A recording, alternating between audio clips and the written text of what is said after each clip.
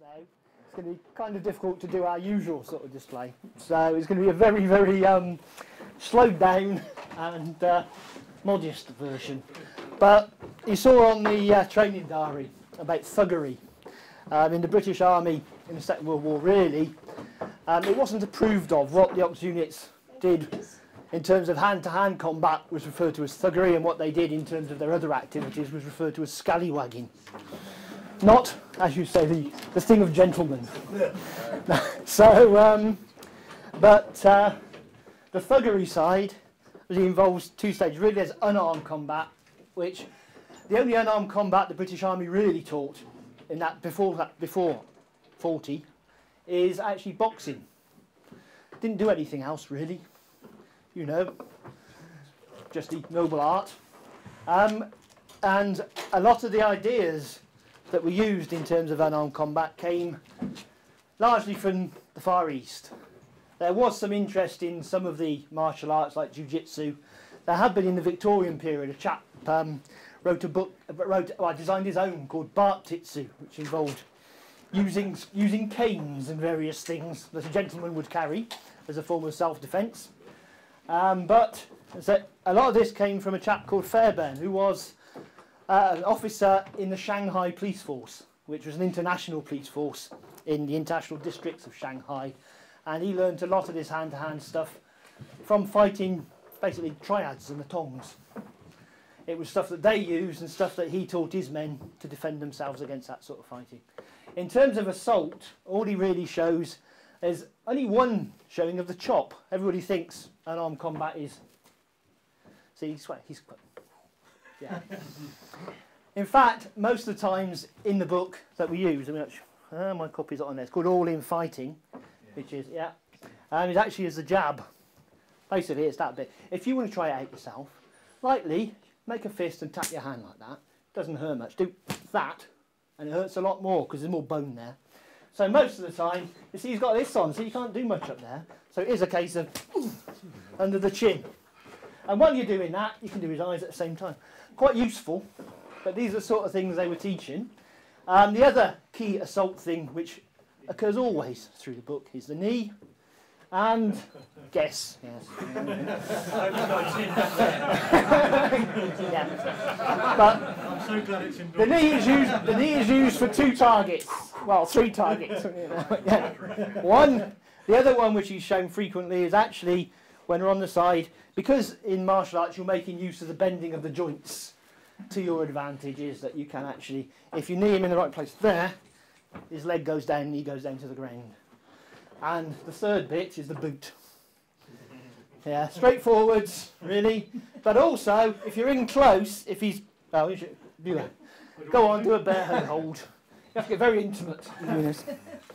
I have a choice of several attacks, yeah. One of which is just running my boot down his shins, on the side of my boot, which stings. The other one with this, of course, is to go round, elbow in the helmet. That was good. As you say, you need space to do most of this at any speed. But, yeah, the main means of breaking the hold that they describe is either the thumb, because you can always push to a thumb because it's a weak spot, or distracting him by grabbing his testicles. Yeah. So can we have an arrow? Yeah. So say in terms of attacks, that's the main one. But say in terms of what we have, do you want to draw? Draw. Okay. Yeah, I can just do one here because the other one involves a spin. It's kind of difficult. Yeah. Well, this one's not too bad. So I mean, they actually teach a lot of. Apparently, the Germans are going to try and strangle you a lot. Or hug you to death, because most of the manual is about bear hugs and things. And if you've actually been captured, maybe I was expecting more along the lines of this. But when you're doing that, it's just and you just because you bent his wrist out, he can't do much with the pistol. So there are various ones where you can spin round and lock it. I'll do this in slow because you need a bit of space. But it's just in. Yeah, you all right there? Yeah, I mean the idea is to do that. Yeah, and you're locking the wrist with your elbow, keeping it in. As I say, there's not much you can do in a small space, to be honest, with any speed. So, I mean, that's just the idea. Yeah, you're happy now. Yeah. The other one, of course, which is in there. Another one? Well, it's just the other one everybody will know is just the commando hold, or the commando attack as they call it nowadays. Yeah, which is just a case of chin, nose, punch. Or if you're taking the knife, then either way. You know, that's. But so they're all in this training manual that dates from the period. So that's the sort of unarmed combat side. And again, was the first thing we thought. For us now, it's every day. All our military forces are trained in unarmed combat. But this was the first time it was revolutionary in being ungentlemanly. You know, otherwise it'd be... yeah, so... But I mean, that, say, for the time, was absolutely revolutionary. There's no standard practice. And also the shooting techniques that Fairbairn taught. He first taught the double tap and the two-handed hold, which are standard now in shooting pistols. Explain to people what double Yeah, tap is. double tap is shooting very quickly. You don't really aim. You just do it instinctively and fire twice into the chest, rapidly. You're just taking your opponent out very quickly. You're not actually trying to sight. You're just doing it by instinct, in effect. Just point and press. Yeah, and the double hand hold, either that one. That was the one they tended to teach. There is a second one, but it's not so good with this pistol because of the guard. It's better with an automatic. But and he was the first one to introduce that. And again, that's now standard practice. But at the time, it was very revolutionary. You do tend to carry a few other bits and pieces for close combat. We have, well, you've got Fairbairn sights. That's the last third pattern Fairbairn sights. Yeah. They were taught to use this against the main veins, the basilic vein here, and the wrist, and obviously into the neck. But the other one is the length of the blade is designed so that if you pierce the shoulder blade, it cuts the artery inside. It's the right length. That's why it's 7 inches long. You know, so I put it back now.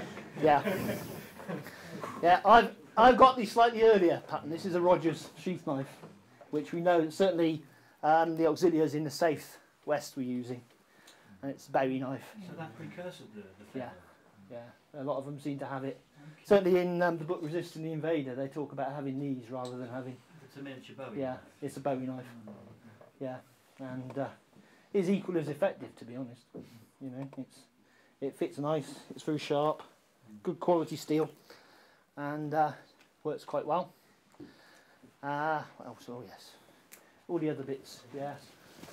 Improvisation is the name of the game. We tend to do stuff from the earlier period, up to sort of 41. But, I mean, something as simple as that. It's a leather working tool. Well, it isn't if you do that with it. You know, it works. Very easy, very simple. Other nice simple things. Yeah. Cheese wire garottes. There's no one of a sensitive disposition. I did a talk about this at a museum, and I was talking to the kids. The kids said, oh, it's for strangling people. No, it's a cheese wire. What does cheese? It cuts. And then one of the ladies at the back just keeled over. So, yeah, well, it's designed for cutting. So, again, homemade, very easy to do. So, yeah, we should have written this. What else have I got? Oh, yeah. Yeah, I just... Yeah, you might have. Well, but these are actually 1942 stamped army issue ones. If you go to the British Resistance Organisation Museum, someone's made a lovely pair of those out of a lump of oak. It's on display there. So I mean, there's another useful bit of kit. And if all else fails, this is a later piece and actually is very similar to the SOE push dagger. So it's really just designed for close quarter work. Very easy to conceal in the gaiter. Yeah, you can tape it almost anywhere. So lots of different things. Also, of course, other subtle items. The knob kerry. Yeah, this was my First World War trench club. That's got half a pound of lead in the end as well, just to give it a bit of sting. So, and for the sophisticated version, we have the rubber truncheon. Yes, there are children present, so you shut up. Right. But yeah, so they appear to be issued with rubber truncheons as well, which is. The Yeah. Benny Hill issue. And yeah. Yeah. And there is a section in Fairbairn's book on the use of small canes and the like. So, and you can not just a case of that, it's and that sort of thing as well. So, and using it for strangling, that sort of thing. So, yeah, it is. Yeah, it just hasn't got the sidearm on it, really, is it? But yeah, I mean that's so range of different hand-to-hand weapons being used. Oh yeah, bring it forward a bit. So, okay. In terms of firearms, the actually, it's the Colt in that. No, the Colt isn't in there, is it? It's still outside in the other bag. Right, fair enough. There, as you saw that notice, these men must have revolvers signed Winston Churchill. So, although to most people we would look like Home Guard in terms of denim uniforms and the cap and the like, although we've no insignia on in the earlier period, they did have the insignia later. The key difference is that auxiliaries have a pistol, and that would make, because only officers normally carry pistols in the Home Guard, so it would make a difference you carrying that. This is actually one of those accredited Smith & Wessons.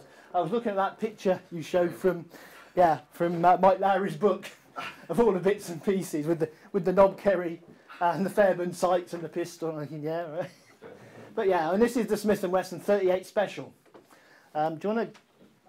My colleague there has got the standard British Army Victory revolver, which is also 38. Come here, come on, boy. Come on, boy. I thought that was last weekend. I'll get the rubber truncheon out in a minute. Anyway, you can see the difference in size of the cylinders there. That the 38 Special's got a much bigger bullet. It's a magnum weapon. Some of the ones that came over from America, 450 were given to the British by New York Police Department from their store. The reason they were in their store is they were no good.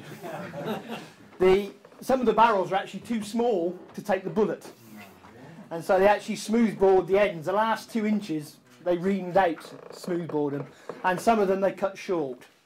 Some of them were all right, but quite a few of them from the 450 batch needed work, I think is the best way of describing it.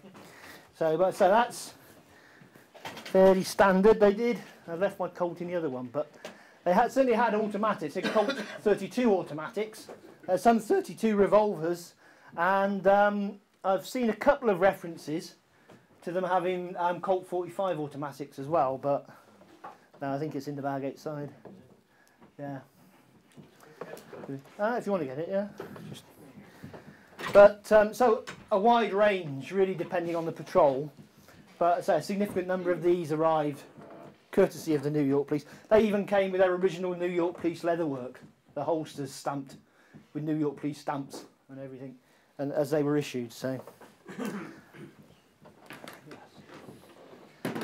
he's going to spend a while because I haven't told him where they are. We've located Yeah. part first. Right, They've located part the first. There we go. Oh, that one. Yeah, that's the Colt 45 stuff. They quite a very good automatic, very durable, and until recently still in use. Believe Still it or sit not, the around. American armies consider going back to them Yeah, because they're the terrific Italian pieces. Berettas they use just fall apart and don't Yeah. do the job. It's a terrific piece of kit. One It's been round around from since that Scotland since 1911, practically unchanged. It's really tough, and you can chuck it around in mud and it will still operate pretty well. It's a good, very good pistol. But they didn't have that many of these, so I've only found one reference to one unit having 45 automatics. And it may be that the auxiliary was mistaken, they actually had 32s, it's just, you know. So, yeah, why not? In terms of rifles, what we haven't got is the 2.2 rifle. They would have been issued with a 2.2 rifle, mainly Winchesters and BSA, and quite a few of them with the old BSA 12, which was known to us as a cadet rifle. I know many of you remember firing a little 2.2 Martini action. Yeah, right. I mean, that's what I trained on when I was in the Scouts. So, but they were issued with those. Very few scopes in the earlier period. Scopes appear in sort of 41 onwards by the looks of it. And then silencers don't really appear until very, very late 41. Suppressors or silencers. And so they modify the guns generally by putting a screw thread on the end of the barrel to take the silencer. But in the early period it does seem that they got a lot of 22s from all over the place. The police had collected in firearms, would ask people to hand firearms in at the beginning of the war. And quite a few came out of police stores. Apparently various ones were fished out of lakes and things because the police had collected them all together and thrown them in village ponds and stuff so no one could use them. So they were fished out. So there was quite a range of 22s. Another American present, the P-17. A considerable advantage on the P-14 which they were issuing to the Home Guard. But they got several of these, and from what we can gather from surviving documents, it would appear that at least nominally the patrols were issued with 2 of these per patrol. So I don't know whether the auxiliary patrols had the red band on like the Home Guard ones. Yeah, it's just the Home Guard ones, because these are actually 3006 calibre, or 300. And of course if you put a standard British 303 round in it will jam. Not only will it jam, it is very liable to explode in your face when you shoot it. So so they actually had a red band around here with .300 written on to tell you what it was. The auxiliaries wouldn't have had that problem, for as far as I know they didn't use 303 rifles. So they wouldn't have had any 303 ammunition around, so whether they put bands on or not, we don't know. It's a Mauser action, so again it's pretty durable. And it's got a 5-round internal magazine, so you have if you've got the clip, you have a stripper clip with 5 rounds on, you can just push them in together. So 5 rounds are held in there. And otherwise it's pretty much the same as any bolt action rifle really. Very hefty round. I can get my beautiful assistant to walk up and down with these, can't I? British 303 round, American 300 round. You can see there is a difference, but as he takes them down you'll see that there is actually quite a bit more power in the 300. It's a powerful rifle. From what I can gather, the auxiliaries tended not to take them out as much. They were for emergency defence because they're fairly hefty, and with the 2.2 it's more of a sniping weapon, especially with a high velocity round. And it's not, that's a soldier's weapon. It's not really suited to the work of the auxiliaries unless they were defending their OB trying to escape or something like that. It's quite hefty. It weighs just over 9 pounds, and you know, it's very loud when it fires, so it's not a particularly good weapon for any sort of sneak attacks or anything like that. It's very much a last minute weapon. Just a small note, technical note on that. Yep. The American Army used the 3006 round, which is the same, and the American Army used a smoking powder, gunpowder, and the Germans didn't. And the Germans would always know when an American soldier was firing his Garand rifle, which carried the same round, because of the cloud of smoke that would just be going up around him. The Germans didn't, so they may have found this out, being a very tactical organisation, and found that you fire, you get a puff of smoke all the way around you. The Germans just habitually threw grenades at wherever they saw the puff of smoke. Of course, the classic one, as modelled by Mr. Churchill behind us, the gangster gun, as it was known in the days, apparently. The Thompson. This is actually a bank firing replica. It's not loaded, honest. It'll be fun. But the 1928 version, slightly later version, it's got cuts compensator on it. These, they tend to lift and go to the right, and so in theory that vents gas upwards and to the left to push it back down again. Doesn't really do much, but you can see his has got one as well. The full stock, you see on the later versions they've just got a wooden piece of furniture there with no handle on it. And this one has got the drum magazine, the 50 round drum magazine, which we see in the earlier pictures. It's a hefty beast. It's 10.5 pounds empty and 15 pounds with a full 50 round thing. And I can imagine them needing to do some sort of padding, because if you're running with that, you can't be that quiet. even with the best fitting drum magazine, it's just not going to do much. Amazingly high rate of fire, 600 to 700 rounds a minute. We'll empty that 50 drum magazine in 4.2 seconds. So really useful actually. It's worth carrying because if suddenly you're working through the woods and you see a German patrol and they spot you, wham, run. So for their role, this is a good gun. Close, very close. It's going to be close when they spot you. Best range, less than 50 yards really. It's actually sighted to 400 yards. That's a dream, right? But let's say a good close quarter weapon, and obviously of very good quality. Yep. So and you have a choice of firing modes: full automatic or single shot. Nothing in between. There's no burst mode on this one. So you learn to be very light on the trigger, especially with the cost of blanks these days. That's what I'd say. So yeah, but yeah, and you can always spot a British one because it has the attachment point on the top, not underneath, which the American ones have. So yeah, let's say very useful and actually good in the role. So rather than carrying something like that around, this is an emergency weapon, but it is good for the job it's there for. Yeah.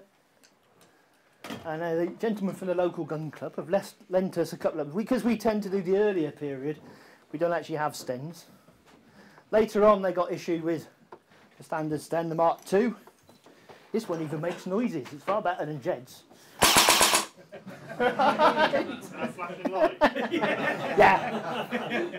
They said they wouldn't give me any BBs to shoot out of it, but yeah. Cheap.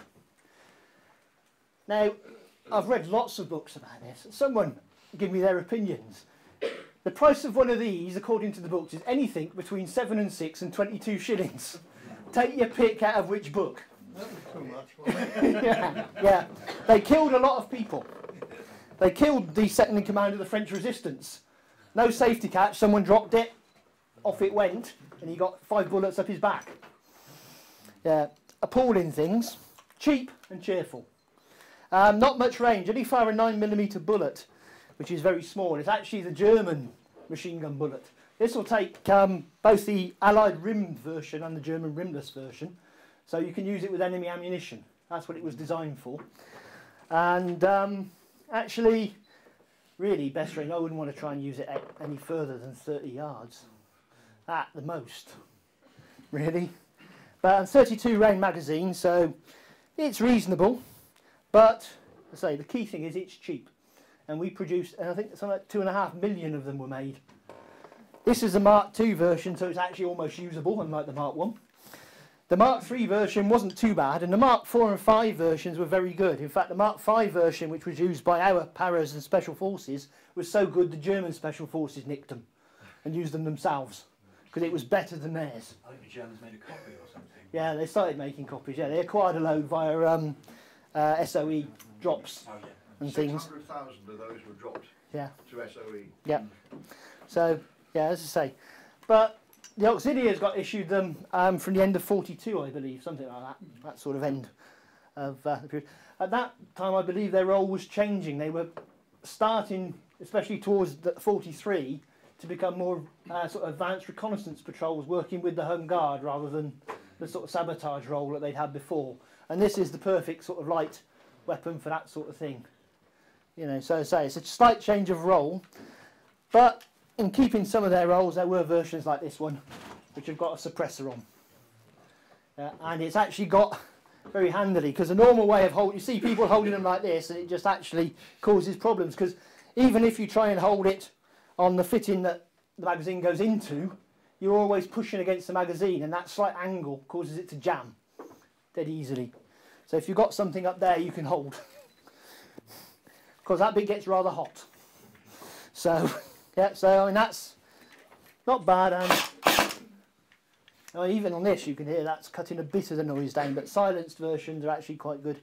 And it's the same silencer I believe as a Jungle Carbine, so it's actually a very good silencer on a cheap weapon, which is silencer costs as much as about 10 stens. But for that role, very, very good. So, and that's in terms of firearms. Most of the firearms I believe they were using, certainly from the sources we've been looking at. I was actually hoping maybe at some point to have a word with Bob, you know, to ask whether the Admiralty auxiliary units in Bath were issued with SMLEs, because the Admiralty Home Guard got theirs out of Admiralty stores and had decent rifles 4 months before the ordinary Home Guard. I wonder if the Admiralty guys got 303 SMLEs as well, but I don't know that at all. It's possible. Yeah. Yeah, and they didn't have to give them up because some of the Home Guards got them and then had to give them back to the Army because the Army had lost most of it at Dunkirk. So, right, in terms of other bits and pieces, we'll just have a look at a few useful items. Standard British Army wire cutters for getting in through the barbed wire defences of airfields, that sort of thing. These are 1916 stamped, but they really didn't change till the 1980s. So, tyre slasher. Homemade from an original 1940s spanner. Yeah. It's a broken spanner amongst all the stuff I inherited from my dad. Of course, you stick that in the tyre, just put it up, slashing tyres. It's a silent way of doing it. So, what have we got that isn't just last thing? No, right. I think we're on to explosive-y things now, right? Okay. Right. Oh no, yeah, we'll keep that a separate. Right, so in the first manual, the 37 one, you'll see really it's about setting individual charges, but by the second manual they're talking about the unit charge, which is 2 4-ounce sticks of explosive. Sometimes gelignite, this is Nobel's 808, which is actually desensitised gelignite, is much more stable. So they preferred that if they could get it. That's got a fuse, time pencils, which I'll talk about in a second, and plastic. Now, plastic explosive was a new invention. Terrific stuff, but we didn't have much of it. And it would appear that the Ox units got practically all that was being made. But you couldn't use it in big lumps to do damage because it was just too expensive. So what they used it was as a primer. So what this has got is a 1-ounce plastic primer. This, on its own, the gelignite explodes at about 2,500 metres a second. With a 1-ounce plastic primer, I said, quoting the manual, that would increase 4-fold. Yeah? So even a small amount of plastic makes ordinary gelignite extremely powerful. So you can actually eke out the plastic using it to make gelignite much more powerful rather than using plastic on its own. So, but the key piece that makes these work is the time pencil. This is an original time pencil, the early type. Basically, a tube, copper end. Inside there is a glass ampule full of acid, and there's a little wire that comes through and holds back a spring-loaded plunger. There. There's a little cap in the end there, and then you'd fit your detonator on the end. Or a fuse on the end, depending on which manual you're reading. Actually, they change. But when you crimp that, you crush the acid then starts eating through the wire, and different strengths acids give you different times. Yeah, so you've got, prior to this, really all you had was a long fuse or a clock in terms of making a delayed explosion. Yeah, so this was an amazing leap forwards. It's silent. So you can't hear it like a clock or a fuse burning, and you don't need to run a long fuse out to provide a long delay. This one's got a white band on it, so it's nominally 1.5 hours. Very tricky with the temperatures. Nominally 1.5 hours, anything between 1.5 and 3. There is some references to them setting timers which were supposed to have been 2.5 hours and then going off 48 hours later. So a bit hit and miss. But, as I say, certainly better than they had before. And there are different coloured bands for different lengths of time. The longest one being 20 hours. The shortest one being the training one, which is only 10 minutes. So you can just do it and see the results quite rapidly. So there was a second type which had the colour on the safety pin, so that when you pulled the safety pin out, if the Germans found it then, they couldn't look at the colour and go, oh, that one's a 1.5 hour one. You would take that with you and they all look the same. So then they went on to the owl delay, which had a lead strip in, which was stretched and was much more efficient in terms of timing. But even that could play up a bit. Nick, So, can I just add on yeah. the time pencil? Yeah. The famous St Nazaire raids at the submarine pens, time pencils were used in that operation, but the guy that led that operation actually went to Coleshill for a weekend to understand how they operated and the function of them, and then flew out to lead the operation. Yep. Actually, it's reminded me of one other thing they were using. We should have had some German staff officers at Coleshill, because of course one of these was used in the assassination attempt on Hitler. They're not reliable. All of the manual says always use 2, just in case one doesn't work.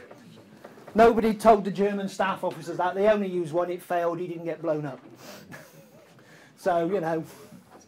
But yeah, they use captured SOE ones and SOE explosives for an assassination attempt on Hitler on the plane. Yeah, there's one on the plane. He walked away from it because it went off too late. Yeah. And yeah. And if they'd used 2, one of them would have probably gone off at the right time. End of the war then.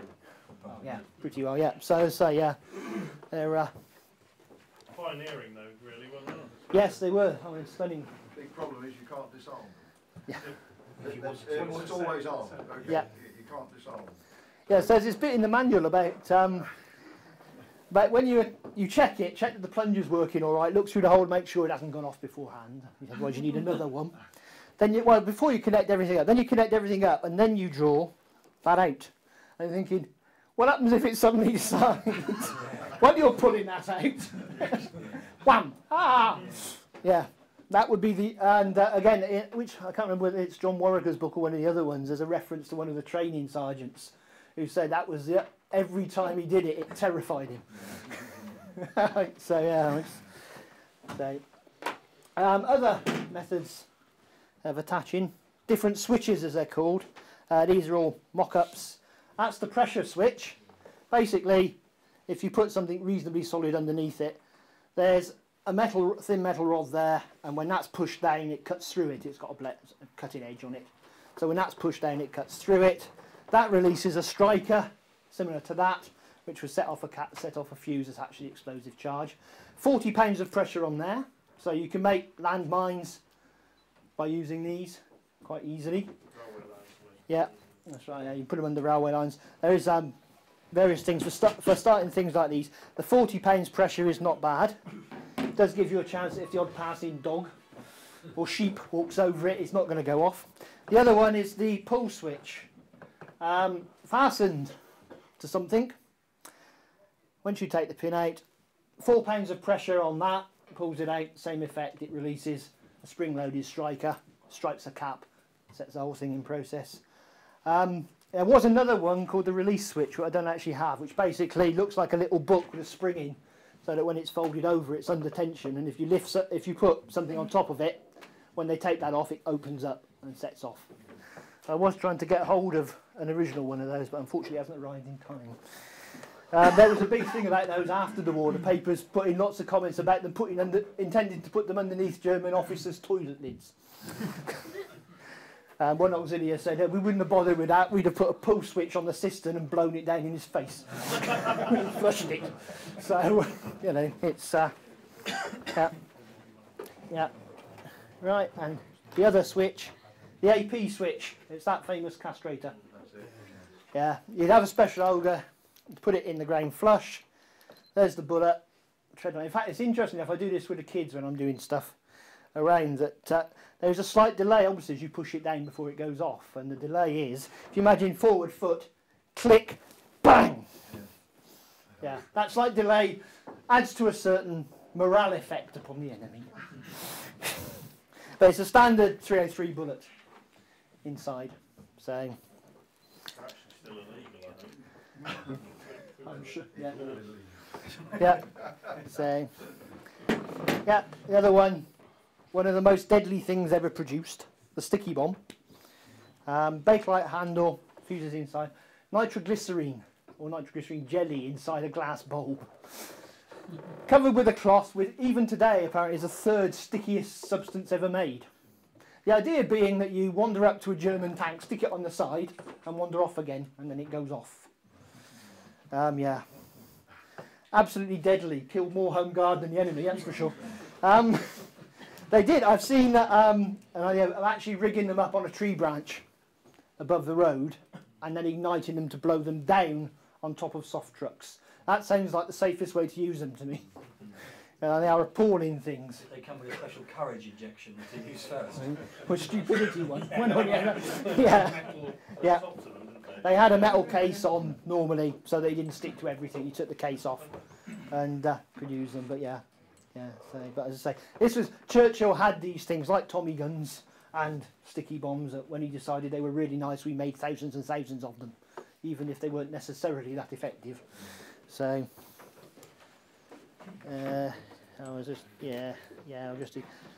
This is actually an original spool. If I can, I can't get it out. But it's actually fine wire. It's actually tripwire. So you could connect tripwire to the pull switch, yeah, so that when they struck against it, pulls the pin out, off it goes. Or is the other one? You got me grenade in a tin. No, that's not there. Okay, the grenade in a tin has disappeared. But the standard grenade, that's right, yeah, grenade in the tin. Pull the pin out, and through the pinholes you attach the tripwire, and then when they hit the tripwire, it comes out of the tin, releases the lever, and off it goes. So tripwire is very useful and was supplied in large numbers of spools. They had sort of 50 spools per patrol, according to the... they also had slightly thicker stuff, which was used for the great motorcycle decapitation race. They were actually told to put them at a slight angle so that as he slid down it, he'd slide to the edge of the road, his motorbike would disappear into the verge and they wouldn't notice it when they came. Yeah, apparently that was the in thing to do. So, it's... the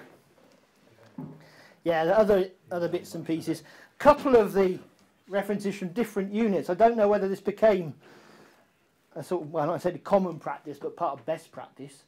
But I've read it from two auxiliaries, reports from two auxiliaries from different units, is a charge in an inner tube.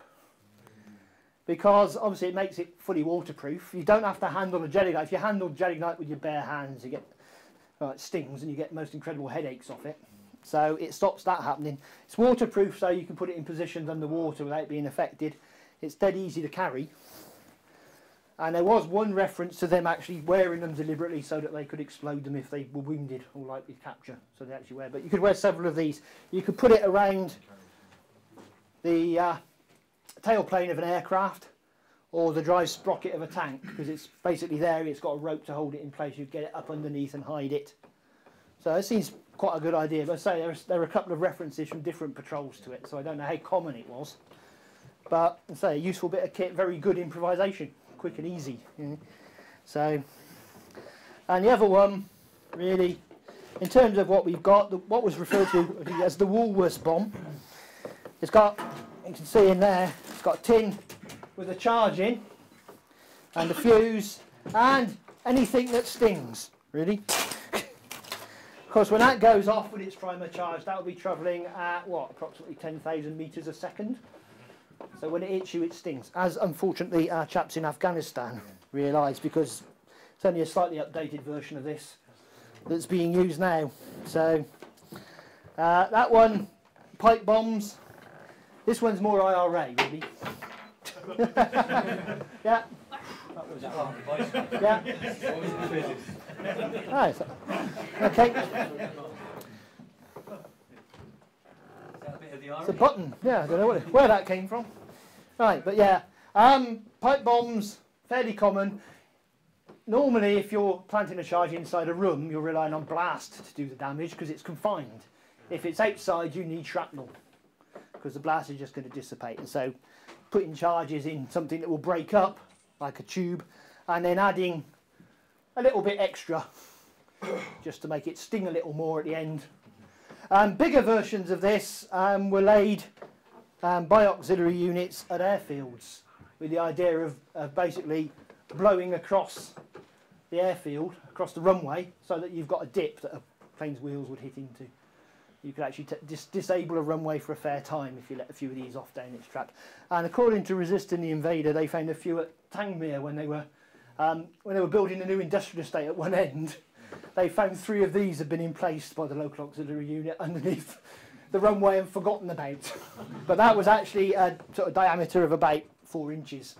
So, a bigger charge to take up more of the runway. So, lots of improvisation. What I like about doing Ox unit stuff is this combination, really, of very, very high-tech devices, things like this and the Tommy gun, which are fairly high-tech at the time, and then, yeah, caveman stuff. The other thing which you'll find in the manuals is for the destruction of basically fuel dumps, or in this case being used as an incendiary bomb, time pencil attached. You can actually use the fuse to produce a very, very hot burn by basically knotting it up in what they call a big knot. And the idea with this is it will go off down to there. That'll burn very, very fast, but extremely hot. Burn clean through the metal and set fire to whatever's inside it. 90 feet a second. Yeah, 90 feet a second on this one, yeah. Yeah, so yeah. Yeah, it's quite impressive. Yeah, right, yeah. Yeah, it's Cortex, normally supposed to be Cortex. But I had plenty of supply of old electrical cable, very handy. But so that was what they would actually use to ignite fuel dumps. They'd rig some of this in a ring around the jerry cans of fuel, and then put some of these big knots, feed them inside, so that would set off a fuel dump, which obviously one of their major targets, to stop the Panzers being able to advance by destroying fuel dumps. Yeah. So I think that's most of what we've got down there. Yeah. So I forgot that when we were doing a hand-to-hand thing. Oh well, there we go. That's it's the famous in Fairbairn's book, the famous matchbox trick. He reckons that you can kill a German officer with a matchbox in your fist like that. Yeah. I don't know. Well, yeah, the old Millwall brick. Yeah, that would probably work. I mean, anything that gives you a solid core, if you're holding it tight enough, probably would work if you struck them on the side of the head. Yeah, so really that's a range of what the Ox units had. Oh, actually, they were issued. That's just for. They were issued with the standard British Army respirators. That's what. The full set, the gas ointment, the goggles, and all of these, because they did gas training and stuff. I mean, that's just the standard job. And you see quite a few pictures of them. And the one from the Somerset unit when they're training in the quarry, they're all wearing their respirators. In that diary entry of Stuart's, remember they trained in respirators. Yeah. So. Yeah. We did have a very high expectation that the Germans would use gas. Yes. Very high. Well, we were intending to use it ourselves, so I suppose we trained. Yeah. You know, I mean, that was part of the plan, was to gas them on the beaches, wasn't it? You know, so yeah. So I say that's a range of the auxiliary, not the full range necessarily, but certainly a good indication. We actually, as a group, have a bit of fun, you know, crawling through undergrowth and trying things out. We like to actually have a go, see if we can do it as well. All I can say is spending 3/4 of an hour crawling 75 yards in the rain is not fun, even though we do it for a hobby. And the uniform I was wearing that night has never recovered. But again, that's actually the thing. One of the auxiliaries said that he never washed his uniform because gradually it turned to the same colour as the soil in his home area. So he blended in even better. So so that's the basics. Any questions? What detonated the sticky bomb? It's got a very short fuse in it. It's a 4-second explosion. The later ones they changed to 7 seconds, and then they gave up. So you set it off and then stick it. It's basically the same. It's got exactly the same. That's the lever as on a hand grenade. You pull a pin, it's got the same. Yeah, but if you do that, you got problems. So, yeah. If you've got to that stage where you've got it in your hand and you've pulled the pin, you're really within a couple of feet of a German tank. So if you stick it to yourself, In 4 seconds you've got no problem. well, you keep hold of it. But then, short of getting a knife out and cutting your trousers off, you can't really do much else. You'd have to strip everything off to get. But yeah, it's not. But I say it's incredible. It's a birdlime-based adhesive, and it's still thought to be the 3rd stickiest stuff ever made. So it's incredibly sticky. Still wouldn't stick to diesel spread. I suppose when the main targets is actually the engine vents, which of course would have diesel fumes, very, very greasy, and these don't really stick to that. But, you know, for certain things, not bad, but extremely dangerous to use. So.